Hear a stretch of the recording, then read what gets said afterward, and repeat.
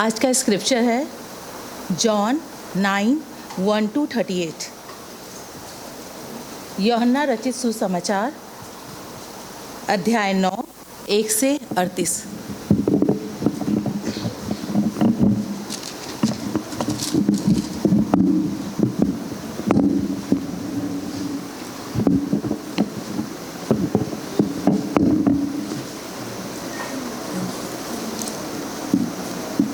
जाते हुए उसने एक मनुष्य को देखा जो जन्म से अंधा था। उसके चेलों ने उससे पूछा, हे रब्बी, किसने पाप किया था कि यह अंधा जन्मा है, इस मनुष्य ने या इसके माता पिता ने? यीशु ने उत्तर दिया, ना तो इसने पाप किया था और ना उसके माता पिता ने, परंतु यह इसलिए हुआ कि परमेश्वर के काम उसमें प्रकट हों। जिसने मुझे भेजा है, हमें उसके काम दिन ही दिन में करना अवश्य है। वह रात आने वाली है जिसमें कोई काम नहीं कर सकता। जब तक मैं जगत में हूँ तब तक जगत की ज्योति हूँ। यह कहकर उसने भूमि पर थूका और उस थूक से मिट्टी सानी, और वह मिट्टी उस अंधे की आँखों पर लगाकर उससे कहा, जा शीलोह के कुंड में धो ले। उसने जाकर धोया और देखता हुआ लौट आया। तब पड़ोसी और जिन्होंने पहले उसे भीख मांगते देखा था कहने लगे, क्या यह वही नहीं जो बैठा भीख मांगा करता था? कुछ लोगों ने कहा, यह वही है। दूसरों ने कहा, नहीं, परंतु उसके समान है। उसने कहा, मैं वही हूँ। तब उससे पूछने लगे, तेरी आंखें कैसे खुल गई? उसने उत्तर दिया, यीशु नामक एक व्यक्ति ने मिट्टी सानी और मेरी आंखों पर लगाकर मुझसे कहा, शीलोह में जाकर धो ले। अतः मैं गया और धोया और देखने लगा। उन्होंने उससे पूछा, वह कहाँ है? उसने कहा, मैं नहीं जानता। लोग उसे, जो पहले अंधा था, फरीसियों के पास ले गए। जिस दिन यीशु ने मिट्टी सान कर उसकी आंखें खोली थी, वह सब्त का दिन था। फिर फरीसियों ने उससे पूछा कि उसकी आंखें किस रीति से खुल गई। उसने उनसे कहा, उसने मेरी आंखों पर मिट्टी लगाई, फिर मैंने धो लिया और अब देखता हूँ। इस पर कुछ फरीसी कहने लगे, यह मनुष्य परमेश्वर की ओर से नहीं, क्योंकि वह सब्त का दिन नहीं मानता। दूसरों ने कहा, पापी मनुष्य ऐसे चिन्ह कैसे दिखा सकता है? अतः उनमें फूट पड़ गई। उन्होंने उस अंधे से फिर कहा, उसने तेरी आंखें खोली हैं, तू उसके विषय में क्या कहता है? उसने कहा, वह भविष्यवक्ता है। परंतु यहूदियों को विश्वास न हुआ कि वह अंधा था और अब देखता है, जब तक उन्होंने उसके, जिसकी आंखें खुल गई थीं, माता पिता को बुलाकर उनसे पूछा, क्या यह तुम्हारा पुत्र है जिसे तुम कहते हो कि अंधा जन्मा था? फिर अब वह कैसे देखता है? उसके माता पिता ने उत्तर दिया, हम तो जानते हैं कि वह हमारा पुत्र है और अंधा जन्मा था, परंतु हम यह नहीं जानते कि अब कैसे देखता है, और यह नहीं जानते कि किसने उसकी आंखें खोली। वह सयाना है, उसी से पूछ लो, वह अपने विषय में आप कह देगा।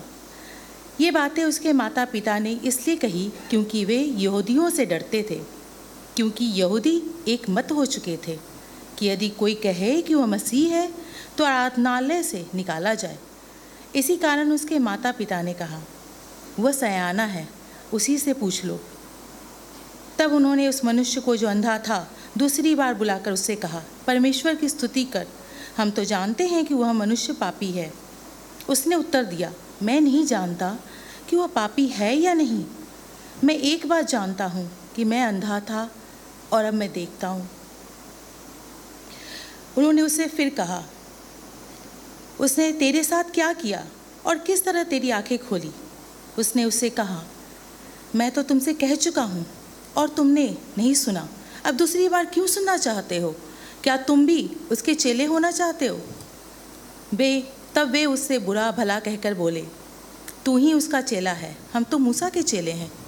हम जानते हैं कि परमेश्वर ने मूसा से बातें की, परंतु इस मनुष्य को नहीं जानते कि कहाँ का है। उसने उनको उत्तर दिया, यह तो आश्चर्य की बात है कि तुम नहीं जानते कि वह कहाँ का है, तो भी उसने मेरी आंखें खोल दी। हम जानते हैं कि परमेश्वर पापियों को नहीं सुनता, परंतु यदि कोई परमेश्वर का भक्त है, उसकी इच्छा पर चलता है तो उसकी सुनता है। जगत के आरंभ से यह कभी सुनने में नहीं आया कि किसी ने जन्म के अंधे की आंखें खोली हो। यदि वह व्यक्ति परमेश्वर की ओर से ना होता तो कुछ भी नहीं कर सकता। उन्होंने उसको उत्तर दिया, तू तो बिल्कुल पापों में जन्मा है, तू हमें क्या सिखाता है? और उन्होंने उसे बाहर निकाल दिया। यीशु ने सुना कि उन्होंने उसे बाहर निकाल दिया, तब और जब उससे भेंट हुई तो कहा, क्या तू परमेश्वर के पुत्र पर विश्वास करता है? उसने उत्तर दिया, हे प्रभु, वो कौन है कि मैं उस पर विश्वास करूं? यीशु ने उससे कहा, तूने उसे देखा भी है और जो तेरे साथ बातें कर रहा है वह वही है। उसने कहा, हे प्रभु, मैं विश्वास करता हूँ, और उसे दंडवत किया। प्रभु हमारी भी आंखें खोले। धन्यवाद। The main preacher should still keep the lapel mic. Yeah. Let's pray. Thank you, Heavenly Father. Help us this morning. We may listen to your word. Prepare our hearts this morning, Lord, that we may be able to hear by your voice with clarity, and also do, Lord, apply those words in our life. A weak vessel, Lord, bringing your word, a sinful person. But Lord, it's your word, so help us to listen to it with utmost attention. Thank you, Lord. We ask this prayer in the name of the Lord and Savior, Jesus Christ. Amen. Amen. Pretty much a long passage, so at least we'll take 2 hours to finish today's sermon. एक पूरा अध्याय है, कम से कम 2 घंटे तो निकलेंगे ही निकलेंगे। Try my best to finish it off in the time that we have. So, it's a fascinating miracle that we see here. एक आश्चर्य कर्म को हम यहाँ पे देखते हैं, बहुत दिलचस्प आश्चर्य कर्म कह सकते हैं। Jesus heals a blind man. यहाँ पे प्रभु यीशु मसीह एक अंधे व्यक्ति को चंगाई देते हैं। And what I want us to take back this morning is the fact that whenever Christ enters our life, there is a change, there is a transformation that happens. तो आज मैं आपको जो सीख आप जो ले आना मैं चाहता हूँ कि आप ले जाएं, वो ये कि जब कभी प्रभु यीशु मसीह हमारे जीवन में प्रवेश करता है, वो हमें बदल देता है। Christian faith, dear ones, is evidentiary in nature. मसीही विश्वास को अगर इस प्रकार परिभाषित किया जाए तो सबूत आधारित है या वो दिखता है। What I mean to say is that when we are encountered with the gospel, our life cannot be the same the way it was before. Can we reduce the master a bit? कहने का तात्पर्य ये कि जब आप सुसमाचार के साथ आपका भेंट होता है तो जीवन जैसे आप जीते आए हैं वैसा नहीं जी सकते, बदलाव अवश्य है। New Testament captures this beautifully. Whenever there's an encounter, when Jesus goes and encounters a person, the person there, he changes, and there is things that happens in his or her life. नए नियम इस बात का गवाही देता है कि जब कभी प्रभु यीशु मसीह का भेंट किसी व्यक्ति से हुआ है, वो वैसा का वैसे ही नहीं रहा है, उसके जीवन में बदलाव जरूर आया है। And here we see the same, the blind man. 3 things that I want to bring in front of you. 3 changes that happened in this blind man's life. आज की कहानी में 3 बातों को जो मैं आपके समक्ष रखना चाहता हूँ, 3 बातें इस वचन से हम सीख सकते हैं। The first change that happens is that he develops a willing heart. पहला बदलाव कि उसका एक इच्छापूर्ण हृदय को हम देख सकते हैं। Verses 6 to 7 is where we see a willing heart. एक 6 से लेके 7वें आयत में देखते हैं एक ऐसा हृदय जो चाहता है, जो इच्छापूर्वक है। The second change is between verses 8 to 34, a witnessing heart. 8 से 34वें आयत में एक ऐसा हृदय जो गवाही देने के लिए तत्पर है। And the most important, that is 35 to 38, when Christ encounters this man, he develops a worshiping heart. 35 से 38वीं आयत में जब प्रभु यीशु मसीह के साथ इसका भेंट होता है तो इसका हृदय जो है आराधक पूर्व होता है। All right, young ones, what did I say? The little ones, the 3 changes. Not listening, yeah? It develops a willing heart. एक ऐसा हृदय जो इच्छा पूर्वक है, It develops a witnessing heart. एक ऐसा हृदय जो गवाही देने के लिए तत्पर It है, develops a worshiping heart. और एक आराधना पूर्वक हृदय को देखते हैं। One's life changes when gospel enters our प्रियो, life. कहने का तात्पर्य ये है कि मसीह जब हमारे आमना सामना होता है हमारे साथ, तो जीवन बदलता है। We see mainly three characters, so three large set of people, or three characters I would put यहाँ it. पे 3 किरदारों को आप देख सकते हैं इस घटना में। We see Jesus, यहाँ पे प्रभु यीशु मसीह को देखते हैं, and then we see the blind man, अंधे उस व्यक्ति को देखते हैं, and then all the different characters, the Pharisees, the Jews, and the parents and the neighbors, all put together. I'll call them the third category. और तीसरा किरदार जो है उसमें फरीसी हैं, अगुवे हैं, इस अंधे व्यक्ति के माता पिता हैं, पड़ोसी हैं, सब कुछ मिलाकर वो तीसरा किरदार। The first, the blind man. पहला किरदार अंधा एक What is the व्यक्ति। first observation? पहला जो हम इसमें ध्यान देते हैं वो क्या है? हमारे ध्यान में क्या पड़ता He was है? born blind. कि वो जन्म से अंधा है, Not something that happened in between. He was born blind. कि वो जन्म से अंधा है, बीच में उसके आंखी की रोशनी चली नहीं गई है। This blindness then in Jesus' time was not the same that we have today. जो अंधापन का जो रोग है, वो जो आज हम जैसे उसको देखते हैं वैसा प्रभु यीशु मसीह के समय नहीं It देखते was थे। widespread. ये एक व्यापक एक अवस्था था, And the blind men or anybody who was blind, they had a difficult life. और जो भी अंधे लोग थे उनका अनुभव जो था बहुत ही कठिन अनुभव था। Today the modern blind man, very difficult life, but they still have brails with them. They have guardrails, they have service dogs, they have so many different things. But then in Christ's time, it was a difficult life for a blind man. आज के युग में अंधे व्यक्ति जो हैं वो उनका जीवन कठिन है, पर वो सक्षम किए जाते हैं। उनके पास कई ऐसी प्रणालियां हैं जो उनकी मदद करती हैं, परंतु प्रभु यीशु मसीह के उस युग में एक अंधा व्यक्ति होना एक बहुत ही कठिन समय का सामना करना जैसे था। Today's world, the world is sympathetic towards a blind man. आज के युग में एक अंधे व्यक्ति के प्रति एक हमारे पास एक उसके लिए एक दया दृष्टि है। Then it was very difficult. प्रभु यीशु मसीह के समय में ऐसा कोई दया दृष्टि अंधे व्यक्तियों के ऊपर नहीं की They were जाती। considered as dead people. उनको मरा हुआ करके एक उनका एक स्टेटस दे दिया करा They had no जाता था। social status at all. उनका कोई सामाजिक स्तर नहीं हुआ करता था। They were not allowed to worship because they were people with what? Defect. वो उनको मंदिर में प्रवेश करने नहीं दिया जाता था, क्योंकि वो ऐसे लोग थे जो अपाहिज माने जाते थे, मंदिर योग्य नहीं थे। So there was nothing left for a blind man. If a person becomes blind, all that they can do is beg.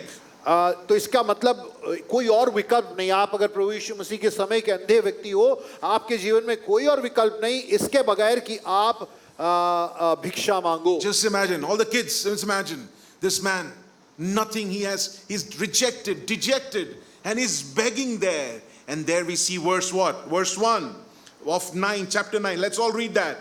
He, who is he? Jesus passed by and he did what? He saw a blind man. फिर जाते हुए प्रभु यीशु मसीह ने एक अंधे को देखा। John writes this beautifully.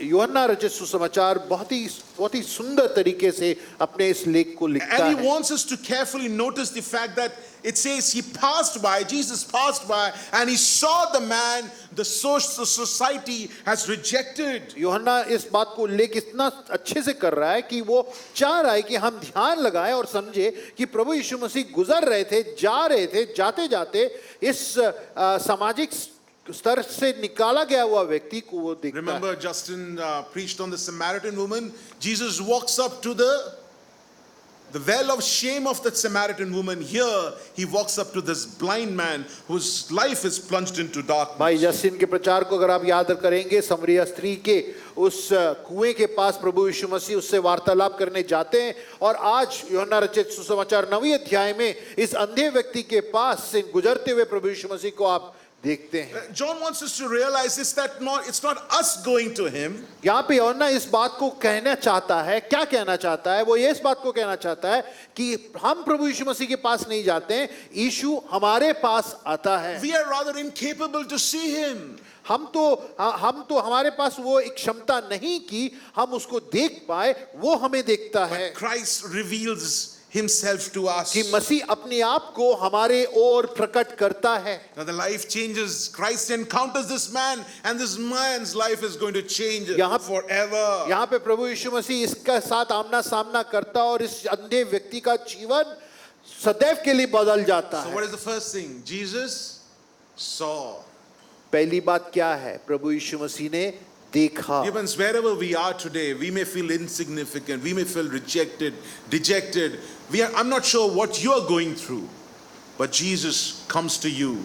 He came to the woman of the Samaritan woman. He's come to this blind man. He's there for you too. यहाँ पे प्रभु यीशु मसीह, मैं नहीं जानता कि आपकी परिस्थितियाँ क्या हैं, आप किस प्रकार के व्याकुलता से गुजर रहे हैं, आपका शर्म क्या है, ये नहीं जानता, परंतु इस बात पर आपको एहसास दिलाना चाहता हूँ, आपको आश्वासित करना चाहता हूँ कि प्रभु यीशु मसीह हमारे जीवन की परिस्थितियों में, अवस्था में हमको वो देखता है। But Jesus saw, and then what did he do? Verse 6. He didn't just see. प्रभु यीशु मसीह ने देखा और क्या किया? छठी आयत देखिए। He didn't just see that, like, okay, he's begging, it's fine, let's move on. No, he took an action. उसने सिर्फ देखा नहीं, देख के आगे निकल नहीं गया, परंतु वहां खड़े खड़े देखते हुए उसने एक कार्य को किया। What is that? Verse 6 and 7. That is where we see the first point. As what transformation Jesus encounter has created in this man's heart. 6-7 में आयत में पहला पॉइंट जो हमने कहना चाहा है वो 6 और 7 से आता है। जब प्रभु यीशु मसीह उससे मिलता है तो प्रभु वहां पे एक कार्य करता है जिससे कि उसके जीवन में एक बदलाव आए। He, having said this, verse 6, he spit on the ground and made mud with saliva. Then he anointed the man's eyes with the mud, and what? And said to him, go wash in the pool of Siloam. So he went and washed and came back seeing. The first point that I want to say, when Jesus came, did what he had to do, but this man did what? See the part with me, observe. Jesus said what? Go. Are you all reading the Bible? Go wash in the pool of Siloam. What did he do? What did John write? So he went and washed.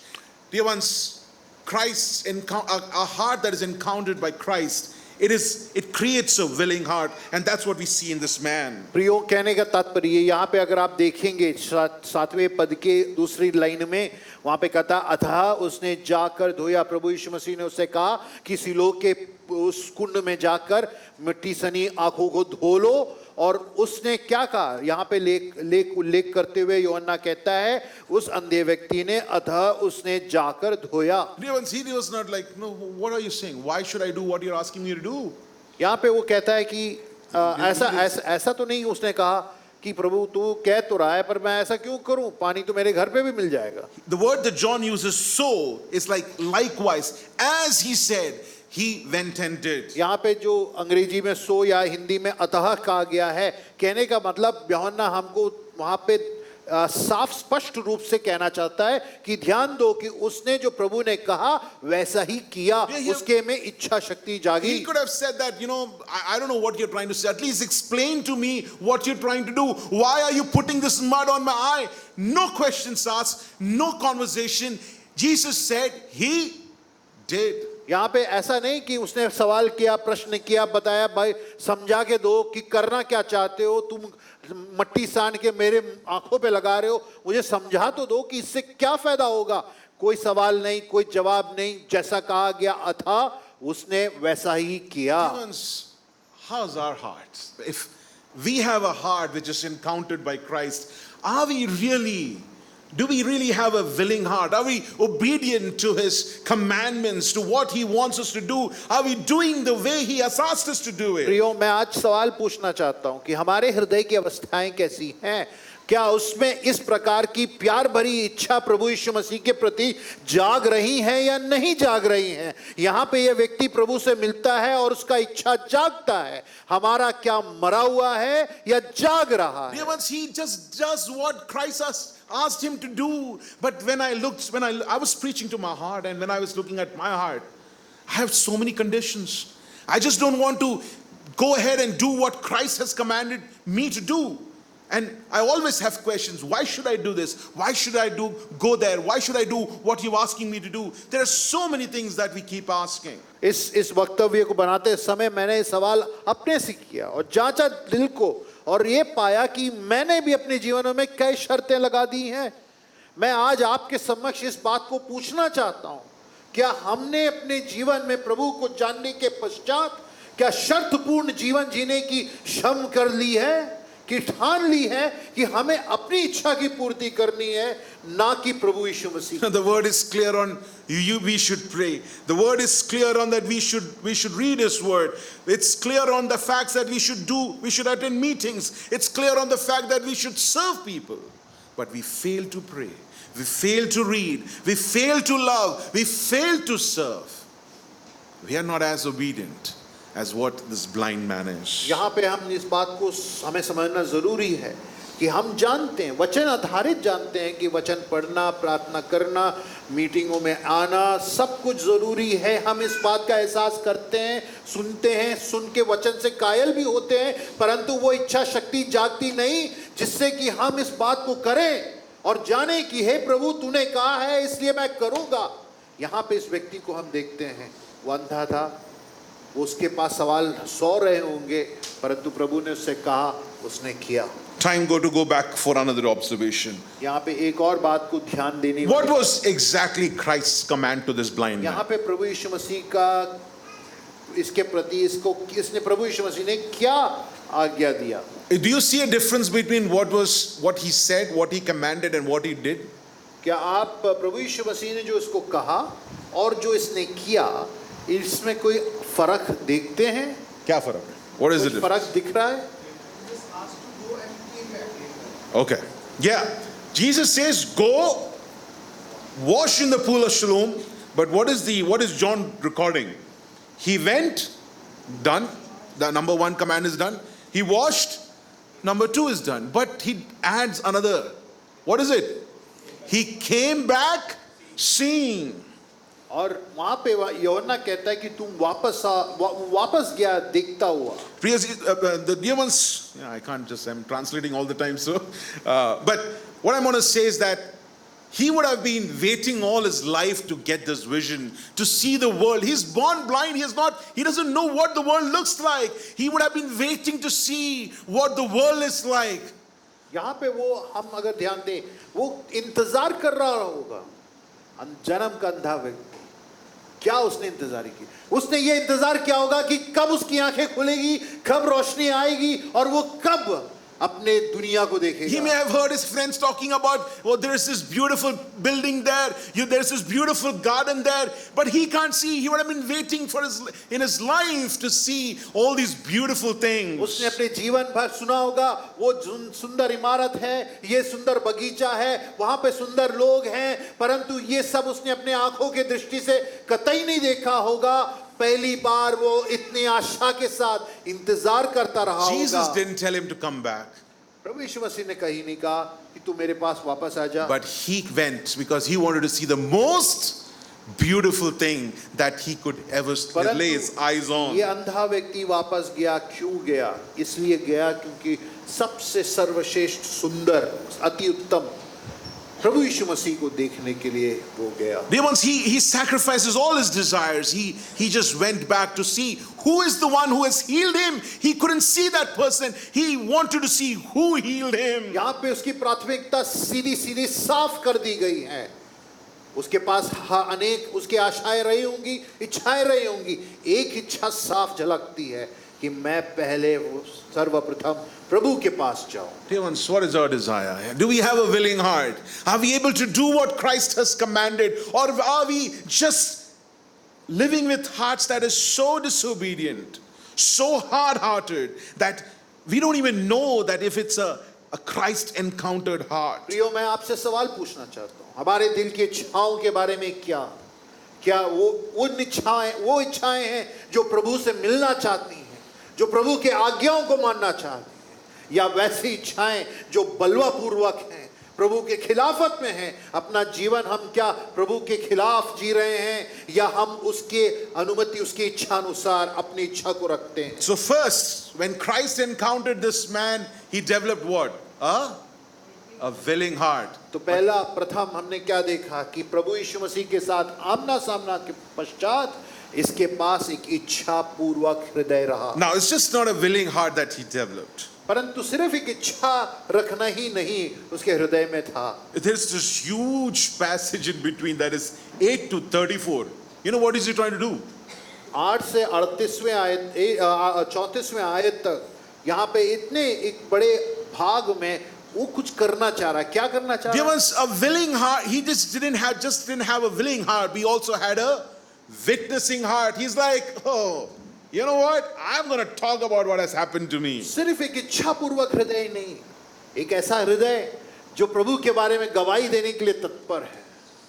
And he's not just witnessing once, but this passage so many times. He witnesses in front of the neighbors. Second, he witnesses in front of the Pharisees. And then in front of the Jews, he goes again and again talking about what has happened. सिर्फ एक बार गवाही दे के बैठ नहीं गया है, वो बार बार दोहरा कर पहले फरीसियों के सामने, पड़ोसियों के सामने, यहूदियों के सामने, औरों के सामने इस बात की गवाही दे रहा कि मैं अंधा था, अब मैं देख सकता हूं प्रभु के कारण। Before we get into this point, I want all of us to read verse 22. Let's read that. What does it say? 22वें आयत को पढ़ना चाहता हूं। His parents said these things because they feared the Jews, for the Jews had already agreed that if anyone should confess Jesus to be Christ, he was to be put out of the synagogue. That's something that I want all of you to remember. यहाँ पे 22वें आयत में यहूदियों का जो डर है, खौफ है, उसके वजह से उसके माता पिता डरे हुए थे। Even though it's an interrogation, he has been asked, he could have just said that, I don't know. He could have just walked off, but he stood his ground. He's like, the one who has healed me, I'm going to talk about him. यहाँ पे ऐसा नहीं कि प्रभु यीशु मसीह ने उसे बोला कि आंखों की रोशनी मिलने के बाद मेरी गवाही दे देना, जहां पे मौका लगे। ऐसा कुछ प्रभु ने कहीं नहीं कहा, परंतु खौफ के पश्चात भी, उसके परिवार को जो धमकी मिलने के पश्चात भी वो तैयार था गवाही देने के लिए। Verse 8. Let's look at the first instance of witness. 8वें आयत पर ध्यान देंगे। पहली बार जब उसने अपने पड़ोसी को प्रभु की गवाही दी। Who are the kids here have Bibles? यहाँ पे बच्चों में किसके पास बाइबल है? Okay, can somebody read loudly verse 8? 8वें आयत को कोई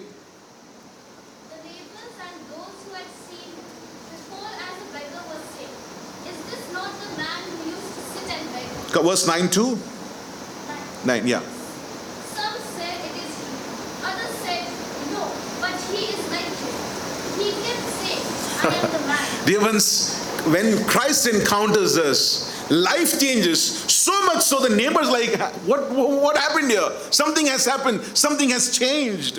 जब प्रभु यीशु मसीह के साथ हमारा आमना सामना होता है तो ऐसा बदलाव आता है जब पड़ोसी भी पूछने लगता है, भाई हो क्या गया? कुछ तो ऐसा हो गया जैसा पहले कतई नहीं हुआ। Same thing happened to this blind man. Now, huge thing. He's born blind. Now he can see. To an extent, the neighbors are they're thinking that this is not the same person. यहाँ पे इसका बदलाव इसके जीवन में जो रोशनी इसके वापस आई है, इस कदर उनको झंझोर देता है कि वो कहते हैं ये वो व्यक्ति है ही नहीं, हो ही नहीं सकता। What caught my interest, what was interesting was what? The word which says, he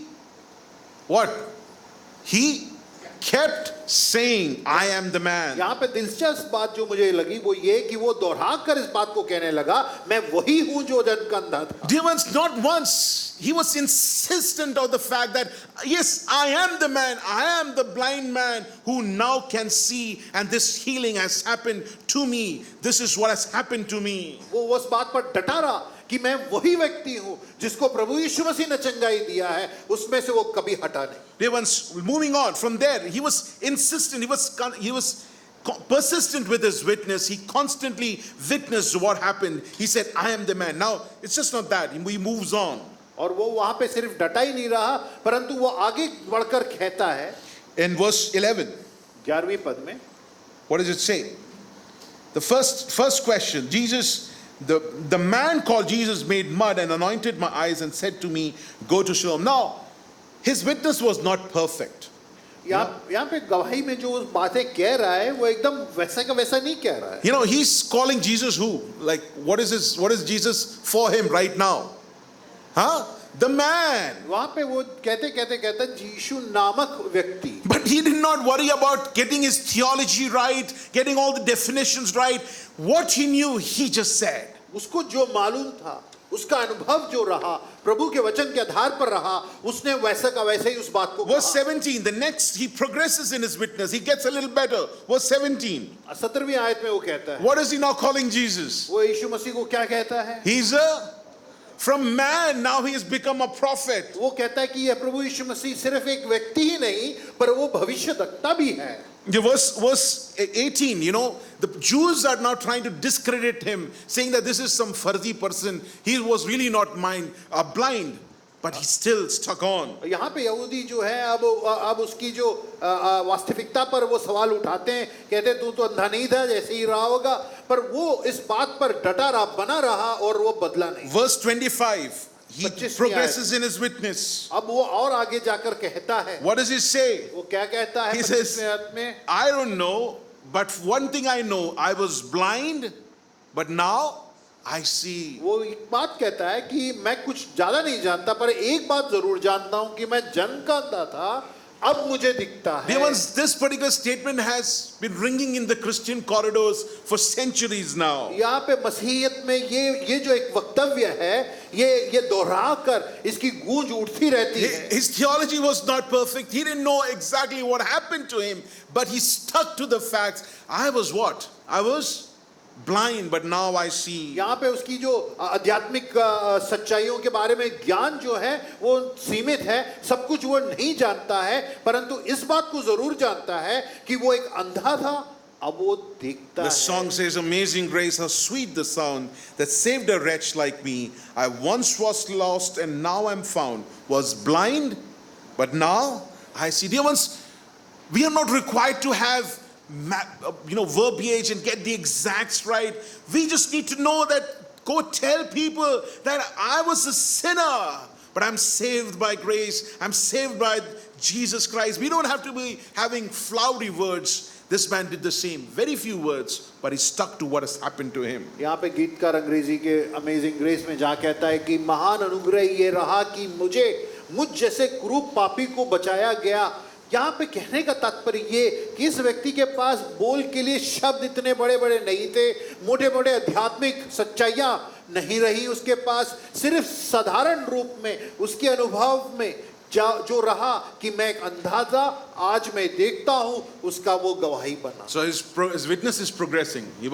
Jesus was a man, then Jesus becomes a prophet, sticks to the fact that I was blind, now I can see. Now the Jewish people are like, they are now grilling him more. They are putting, tightening the screws on him now. यहाँ पे हम देखते हैं पहले प्रभु यीशु मसीह उसके लिए एक व्यक्ति था, उसके बाद वो एक भविष्यद्वक्ता बना, उसके बाद वो कहता है कि मेरी चंगाई इस प्रभु ने की. अब यहूदी जो हैं उसको और खींचते हैं और उसको बोलते हैं कि तू बता. Now they ask the second time. Now verse 27. Somewhere in his witness, he alludes that he is a disciple of Christ. What does it say? He answered to them, because based on the question that the Jews asked him, that who opened your eyes? He says, why do you want to hear? Okay, can somebody, the kids read? I want all of you to be listening. Verse 27. 27वें पद को पढ़ेंगे. He answered them, I have told you already, but you don't listen. Then, why do you want to hear it again? Do you also do you also want to be a disciple? He's saying that somewhere he starts calling himself, he believes that he's now becoming the disciple of the man who has cured him. अब वहाँ पे वो यहूदियों को जवाब देते देते वो कहता है कि तुम लोग बार बार क्यों पूछ रहे हो? क्या तुम प्रभु यीशु मसीह के चेले बनना चाहते हो? तो इसका मतलब क्या हुआ? इसका मतलब ये कि ये स्वयं अपने आप को प्रभु का चेला जानता है, इसलिए उसने एक ऐसा सवाल यहाँ पे यहूदियों से ठीक. But there is a witness of the Jews for him now. यहाँ पे यहूदियों का एक गवाही को हम देखते हैं. Verse 28. 28वें पद में देखते Can all of us look into our Bibles? हैं. यहाँ पे हम अपने बाइबलों पर ध्यान दीजिए. And they reviled him and saying, you are his disciple. और वो उसको बलगराकर कहा कि तुम उसके चेले हो। And let's come to the last part of his witness, with his 31 to 33. यहाँ पे 31 और 33 में पद को ध्यान देंगे। He says, we know that God does not listen to sinners. If anyone is worshipper of God, God listens to him. Never since the world began, it has heard that anyone opened the eyes of a man born blind. If this man were not from God, he could do nothing. 33वें पद को आप वहां पे रेखांकित कर सकते हैं। वहां पे क्या कहता है? वो कहता है अगर यह व्यक्ति परमेश्वर की ओर से ना होता तो वो कुछ भी नहीं कर सकता। His witness is getting more closer to the reality. From man to prophet to he becoming the disciple, he has now reached the point where he says that this man who did this to me has to be from God, saying that he is God. यहाँ पे आप एक बात को देखिए, आप एक movement को देख सकते हैं। एक व्यक्ति जब वो गवाही देता है तो उसके अंदर ही सच्चाई जाग उठती है। वो एक प्रभु को व्यक्ति से भविष्यद्वक्ता कहता है, भविष्यद्वक्ता से वो कहीं और जाकर फिर आखिर में वो कहता है कि ये प्रभु परमेश्वर की ओर से है। D.A. Carson puts this beautifully. यहाँ पे कार्सन नामक प्रभु के दास ने यूं कहा। His facts are simple. यहाँ पे उसके तत्व जो हैं, when he says his, the blind man's, ये अंधे व्यक्ति के तत्व जो हैं साधारण हैं। he was born blind. वो जन्म से अंधा है। He has now been healed. और उसको चंगाई प्राप्त हुई And the है। God who performed the healing does not answer the prayers of a sinners. और जिस परमेश्वर से दुआ की जाती है वो पापियों का प्रार्थना नहीं सुनता The है। conclusion is obvious. If this man is not from God, he could do nothing. So therefore, he is from God. तो इसका मतलब क्या हुआ कि इसने अगर चंगाई दी तो ये परमेश्वर की ओर से होना चाहिए। Dear ones, what I want you to understand is that he did not wait for Bible studies. He did not wait for getting all the facts right.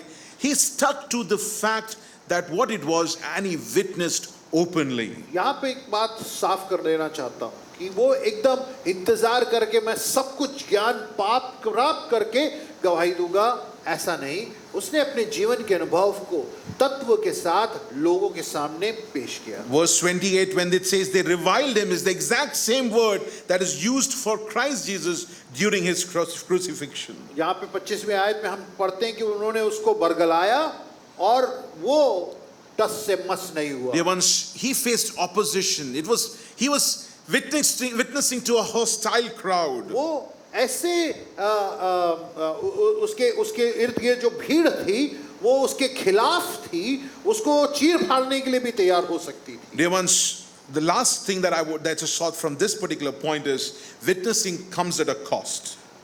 आखिर में मैं जो कहना चाहता हूँ वो ये कि एक दाम चुकाना पड़ता है। जब आप गवाही देते हैं तो उसका एक दाम चुकता है। What was the cost he paid?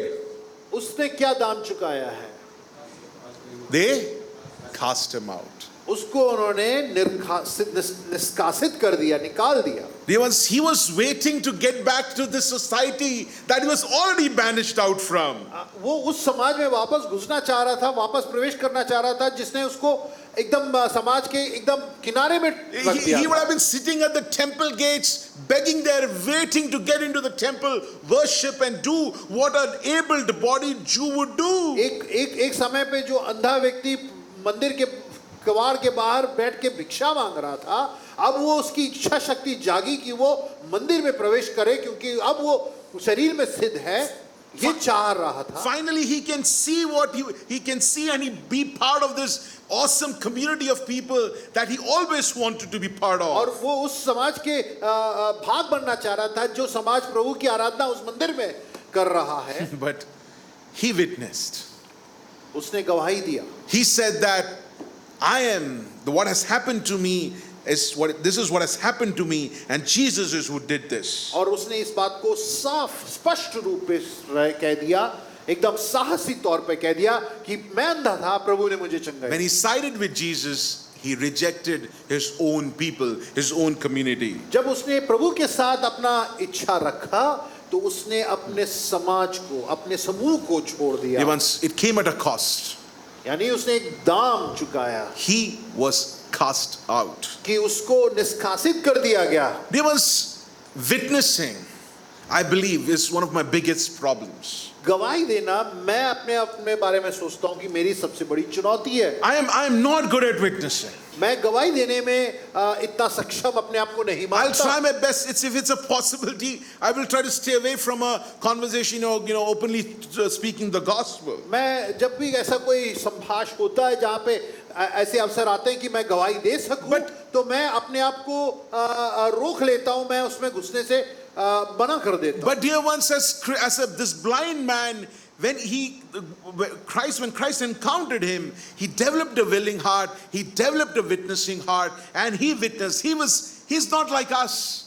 We are so guarded in our witness, we hardly witness, but he goes ahead against the opposition and says, Jesus did it, he's the man, he's the prophet, he's God. यहाँ पे इस व्यक्ति को देखिए, वो निष्कासित रहा और वो उसको समूह में, समाज में प्रवेश करने का मौका मिला, फिर भी उसने गवाही देने में कोई कसर नहीं छोड़ी और उसका अनुभव विपरीत रहा, वो निष्कासित ही रहा।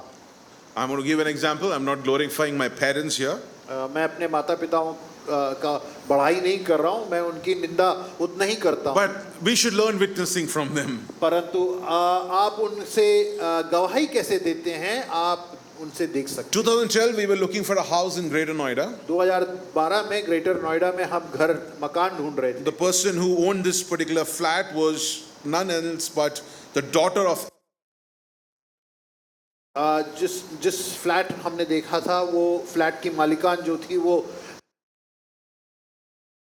she invited us to her to her bungalow or home back somewhere in Chanakyapuri. Chanakyapuri में उनका एक बड़ा मकान था, वहाँ पे उन्होंने हमें आमंत्रित किया। We entered and there is a notary sitting there only inside the bungalow, inside the premise itself. एक एडवोकेट वहाँ नोटरी बना के बैठा हुआ है जहाँ पे आप लिखाई पढ़ाई कर सकते हैं। We are just all the opulence and the grand and all of that, and the last thing you want to do is talk about Christ and sin and all of this. You're like jaldi sign karo niklo, and you're just awed by this grandeur of that place. आप उस मकान की महानता, उनकी महिमा, लोगों की महिमा, होटल के मालिक की गरिमा सब देखकर आप क्या चाहोगे? आप चाहोगे कि चुपचाप आपको जो लिखाई पढ़ाई करनी है, हस्ताक्षर करना है, उसको करो और निकलो। You will feel that it's inappropriate to have any other conversation. आप वहाँ पे बैठ के ही नहीं सोचते हो कि प्रभु यीशु मसीह के बारे में यहाँ पे मैं गवाही देना चाहता हूँ।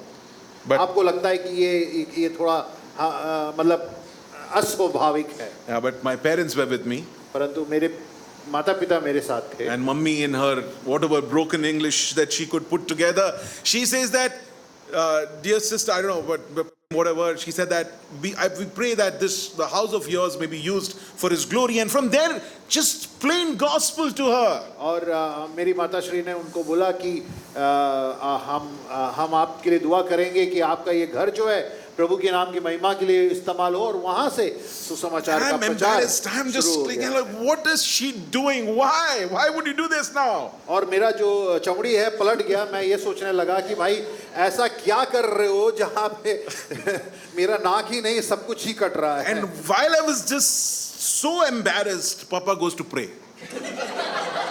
अब मैं वहाँ पे पानी ही नहीं हुआ था कि पापा ने जो है खड़े हो गए और अपने शैली में कहे कि अब हम प्रार्थना करें। And Papa is clever. If he can't preach the gospel, he'll pray the gospel.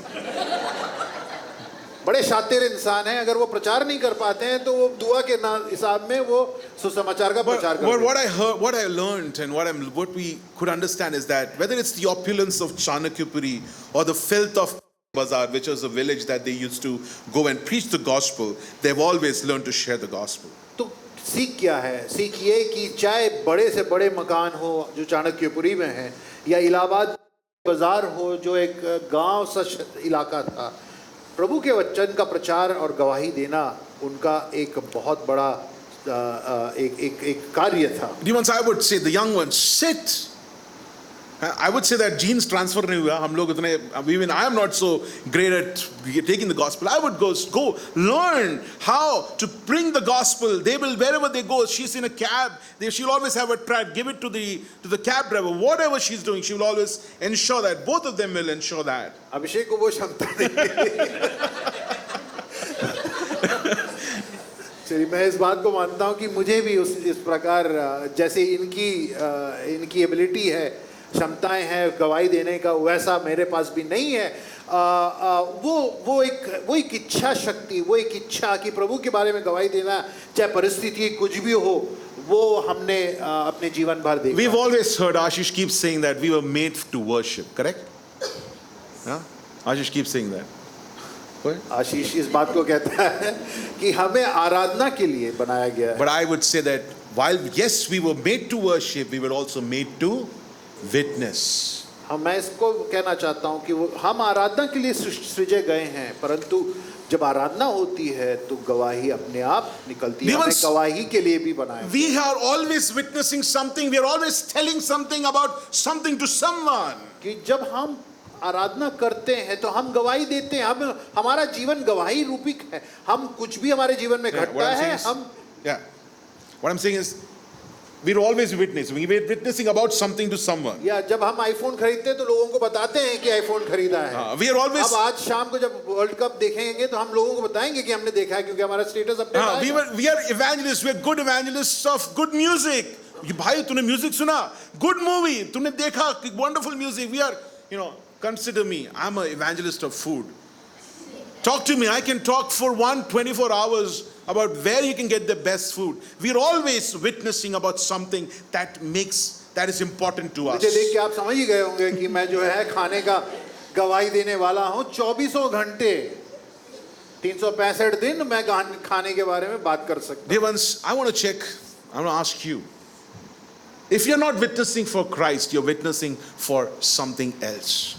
You are witnessing because we are made to witness. If it's not Christ, we are in the process of witnessing something else. पर गंभीरता पूर्वक मैं इस सवाल को पेश करना चाहता हूँ, रखना चाहता हूँ आपके सामने कि आज अगर हम गवाही दे रहे हैं तो किस उस चीज की या व्यक्ति की गवाही दे रहे हैं। अगर हम प्रभु यीशु मसीह की गवाही नहीं दे रहे, स्वाभाविक तौर पर जैसे कि हमने अभी सुना कि हम गवाही देने वाले इंसान हैं, हमें ऐसा सृजा गया है, हम गवाही देते हैं। तो सवाल कि हम गवाही दे रहे हैं तो किसका? Dear ones, something big happened to this blind man's life. In this blind man's life, verse 32. I want all of us to read that. 32वें पद को अगर आप पढ़ेंगे तो एक बहुत बड़ा घटना उसके जीवन में हुआ। What is his witness? उसका गवाही क्या है? Can you all read with me? 32वां पद हम एक साथ पढ़ेंगे। Never since the world began has it been heard that anyone opened the eyes of a man born blind. Something so big happened. He just can't help but speak about it, witness about it. इतना आश्चर्यचकित हो गया, इतना अचंभित हो गया है कि वो इस बात को कहता है, वो इस बात का कथन रखता है कि संसार में ऐसा कतई नहीं हुआ कि किसी अंधे व्यक्ति का आंखों की रोशनी वापस आ गई। How much bigger has things happened to us? We were dead in sins. We were, Ephesians 5, we were darkness. And now we have been made light. Such a big thing has happened. But dear ones, our witness is not there. We are so tight-lipped about our witness. हम शरीर के तौर पर इसकी आंखों के बारे में जब पढ़ते हैं तो हमें समझ में आता है कि उसकी जो इच्छा शक्ति, उसकी जो मन की इच्छाएं हैं वो उसको कैसे अनुभव कर रही हैं। परंतु मैं इस बात को कहना चाहता हूं कि हमें प्रभु ने पापों से बचाया है, शारीरिक तौर के आंखों के हिसाब से नहीं, आत्मिक आंखें खोलकर अनंतकालीन जीवन हमें दान में दिया है। तो फिर क्यों नहीं हमारी गवाही की तीव्रता इस प्रकार की गवाही बनती है? So when Christ encounters us, it develops a willing heart. When Christ encounters us, it develops a witnessing heart. Third, when Christ encounters us, which is the most important verse, 35 to 38, it develops a worshipping heart. जब प्रभु यीशु मसीह हमें मिलता है तो पहली बात हमने क्या देखा कि हमारा दिल एक इच्छा पूर्वक दिल बनता है। दूसरी बात हमने देखी कि जब प्रभु यीशु मसीह के साथ हमारा भेंट होता है तो हमारा हृदय गवाही देने में तत्पर होगा। और तीसरी बात जो हम आज देखेंगे वो ये कि जब हम प्रभु यीशु मसीह के साथ हम आमना सामना करते हैं तो एक आराधना पूर्वक हृदय को हम। Dear ones, verse 35, I want all of you to take your pens and note that. John is masterful in writing this. यहाँ पे एक बड़ी निपुणता से यूहन्ना जो है 35वें पद को लिखता है। What does it say?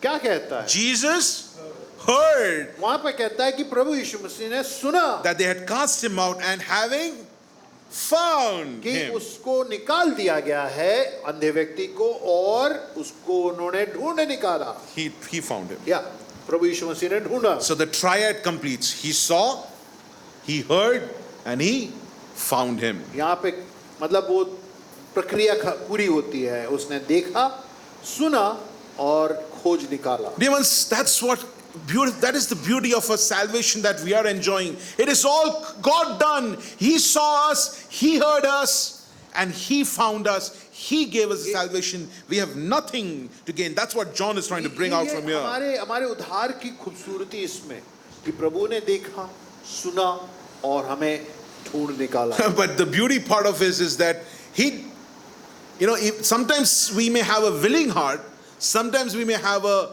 witnessing heart, but the most important thing is what? We need to develop a worshiping heart. That's what we see in verse 38. What does it say? Lord, I believe, and he worshipped him. हमारी इच्छाएं हो सकती हैं, इच्छापूर्वक हृदय हो सकता है, गवाही देने लायक हृदय भी हो सकता है, परंतु कईयों बार चूक कहाँ हो जाता है? चूक वहाँ जाते हैं जब हमारा हृदय आराधना सही परमेश्वर के करने में चूक। Now let's look at these verses and get some observations out of it. यहाँ पे इन आयतों पर 35 से 38वें आयत के बीच में कुछ बातों को हम आपके What सामने is रखना चाहेंगे। this man is sitting there alone, tired of all the questions that he has been asked. The neighbors asked him, the Pharisees asked him, the Jews asked him. Now there's one more question. Who is asking now? Jesus is asking. He would have been like, what is the question? Do you believe in the Son of Man? आंखों की रोशनी क्या मिल गई? उसके सामने ऐसे समझो कि सवालों की सुनामी लड़ी लग गई है, और यहाँ पे उससे यहूदियों ने, पड़ोसियों ने, उसके माता पिता ने, मित्रों ने बहुत सवाल किया। आखिर में यहाँ पे एक और सवाल उठ खड़ा होता है। The most important question. सबसे प्रमुख सवाल, Do you believe in the Son of Man? क्या तुम परमेश्वर के पुत्र पर विश्वास करते हो? Jesus wanted to ensure that this man's belief is in the person who is now the revelation of God to man. यहाँ पे प्रभु यीशु मसीह इस बात को सुदृढ़ करना चाहता है कि क्या इसका विश्वास परमेश्वर के द्वारा भेजा गया परमेश्वर के संतान पर है या नहीं। But what is interesting is what I found, the answer that he gives. परंतु उसके जवाब बहुत ही दिलचस्प। He was not irritated. यार सुबह सवाल ही सवाल पूछे जा रहे हैं. He was not like that. यहाँ पे वो एकदम इरिटेट नहीं हो गया, एकदम ऐसे तिलमिला नहीं उठा कि भाई सुबह से सवालों की एक लाइन लगा दी तुम लोगों ने, यहाँ पे फिर से सवाल पूछ रहे हो। Now he is asking a question. यहाँ पे वो एक सवाल करता है। What is that question? Who is he? वो कहता है प्रभु वो कौन जिस पर कि मैं विश्वास करूं। Dear ones, this is what separated this man from all the other, most of the examples that we see in New Testament. Even if you go to John 5, where Jesus heals the paralytic man, no questions asked, he's healed, he walks off, and he actually goes and reports him, Jesus, to the Pharisees. ये व्यक्ति बहुत ही अलग रहा प्रभु यीशु मसीह के इस जीवन के यात्रा में। इसकी चंगाई के बाद ये वो व्यक्ति रहा जिसने सवाल किया कि हे प्रभु वो कौन जिस पर मैं विश्वास करूं। Dear ones, see, there is this interest that he wants to see, he wants to know who has healed him. वो जानना चाहता है हे प्रभु कौन है वो जिसकी मैं आराधना करूं, जिसने मुझे चंगाई दी है। Dear ones, an important fact that if we have to do the right worship, we need to know who exactly we are worshipping. अगर हमारी आराधना सुदृढ़ होना है तो हमें जानना पड़ेगा कि हम आराधना किसकी कर रहे हैं। Dear ones, our weak worship comes from the idea that we don't know who we are worshipping. हमारी आराधनाएं कमजोर इसलिए पड़ जाती हैं क्योंकि हमें एहसास नहीं होता कि हम आराधना किसकी कर रहे हैं। He wanted a deep relationship with the Savior. वो अपने प्रभु के साथ एक गहरा संबंध चाह रहा है। He did not want to say, just just heal me and I will do what I want to do. He wanted to know his healer. वो ऐसा नहीं कि उसने बोला मुझे चंगा करो फिर मैं अपना रास्ता नापता हूं, नहीं, वो जानना चाहता था कि ये चंगाई करने वाला कौन है। Dear ones, do we have this question? Do we really ask this question? Who is he? Are we ready to learn about the one who has saved us and he has given us what we enjoy this morning? क्या मैं पूछना चाहता हूं आपसे कि सवाल क्या हम बार-बार अपने दिल से ये पूछते हैं प्रभु क्या मेरी आराधना आपकी तरफ है या मेरी आराधना खिसक रही है। Dear ones, our problem today is that we may be doing some things for the Lord, हमारी समस्या आज ये है प्रियो कि हम प्रभु के लिए शायद 10 चीज कर लेते होंगे. we may be going and talking about Christ, we may be sharing something about Him, हम प्रभु के बारे में कुछ बातें कह देते होंगे, क्रिसमस के इसमें आ जाते होंगे, but our worships have become very weak. परंतु जीवन के अंदर, हृदय के अंदर क्या प्रभु वो सिंहासन पे विराजमान है जो सिंहासन हमने परमेश्वर के लिए रखा है. The biggest problem of Christianity today is that worship has been categorized as coming, singing songs, lifting your hands up, and we are so okay with it. समस्या आज हमारे मसीहत में ये है कि सिर्फ आराधना उसको कहा जाता है जब संगीत बजता है, गीत गाते हैं, हाथें उठती हैं, लाइटें डिम करते हैं, तब जाके लोगों को लगता है कि यार कुछ आराधना हुई है. But this man, this blind man, he falls prostrate in front of Jesus Christ. परंतु आराधना जब नए नियम में आप देखते हो, आराधना उसको कहते हैं जब आप प्रभु के उपस्थिति में मुख पे गिर जाते. What happens when you fall? You completely, the idea is you've given yourself completely to the person that is in front of you. आप इस प्रकार आराधना करते हो जहाँ पे आप कहते हो हे प्रभु ये जीवन आपका है, ये दिल आपका है, ये मेरा जिंदगी आप. Dear ones, this man, when Christ encountered him, he developed a willing heart. जब प्रभु यीशु मसीह का आमना सामना इस व्यक्ति के साथ हुआ तो उसके दिल इच्छा पूर्वक रहा. He developed a witnessing heart. उसके दिल में गवाही देने की तत्परता जागी. He developed a worshiping और heart. उसके दिल में एक आराधना का एक विचार, एक इच्छा. But we see the neighbors. But John is so masterful. यहाँ पे आप यूहन्ना की निपुणता लेख में दिखता है. You remember the third category? वहाँ पे तीसरे किरदार को आप याद रखें. Neighbors, parents, Pharisees, Jews. वो किरदार वो हैं जो पड़ोसी हैं, माता पिता यहूदी और फरीसी हैं. All questions, so many questions asked.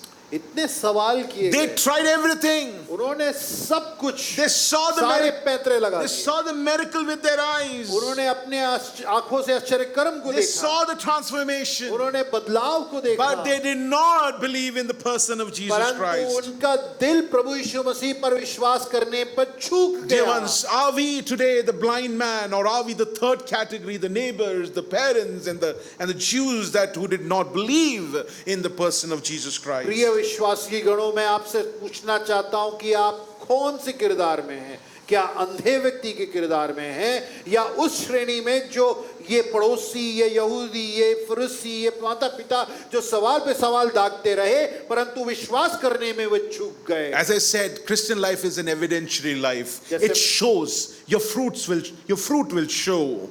मैंने जैसे शुरुआत में बोला कि मसीह जीवन जो है उसमें फल दिखता है. Dear ones, your willingness will show. आपकी इच्छा जो है वो दिखेगी. Your witness will show. आपकी गवाहियां दिखेंगी. Your worship will show. आराधना तो दिखना Christ says चाहिए. you're the light of the world. You will show, it will be visible to everyone. इसलिए कि प्रभु यीशु मसीह ने कहा कि तुम इस संसार की ज्योति बनो. But today our spouses don't even know whether we are Christians. Our children don't know. They don't see a life that is encountered by पर Christ. दुखद बात यह है कि आज हमारे दंपतियों में पति नहीं जानता कि पत्नी विश्वासी है, पत्नी नहीं जानती कि पति विश्वासी है. हमारे बच्चे तो दूर दूर इस बात का एहसास भी नहीं कर पाते कि क्या हम कौन परमेश्वर पर विश्वास करते Dear one, हैं. time to take and think about this encounter that you have had. Have you really encountered this Christ? If yes, then let us be willing, let us be witnessing, let us worship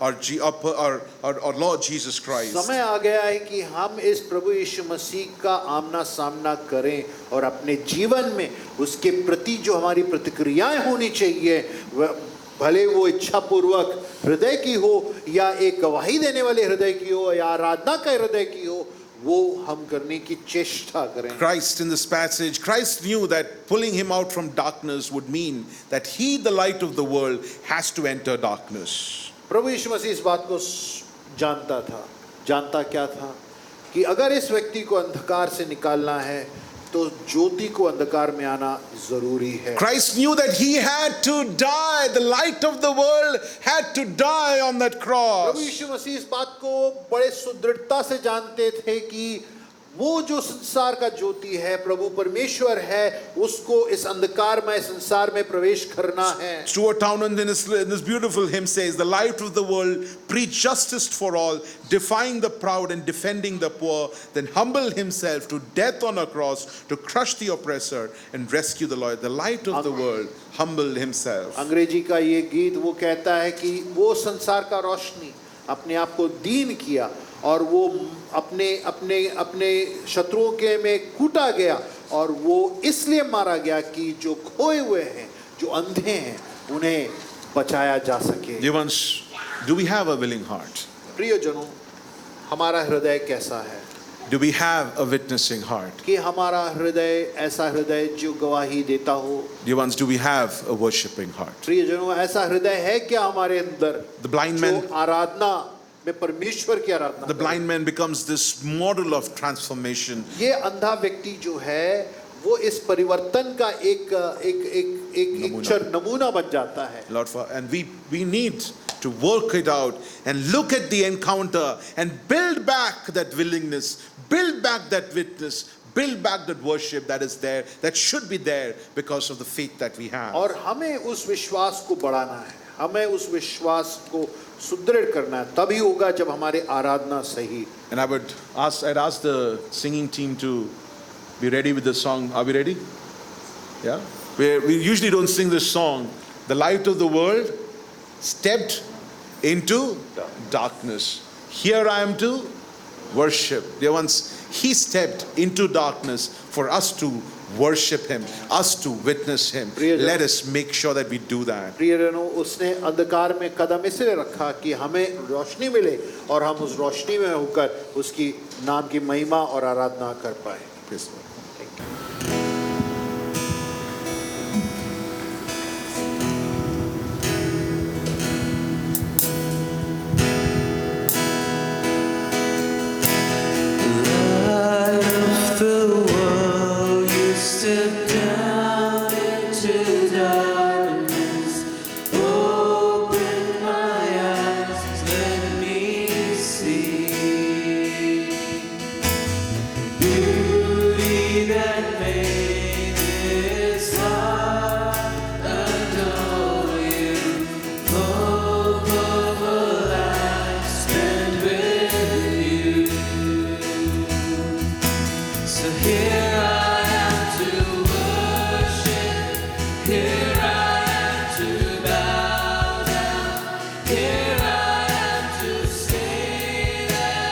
You're my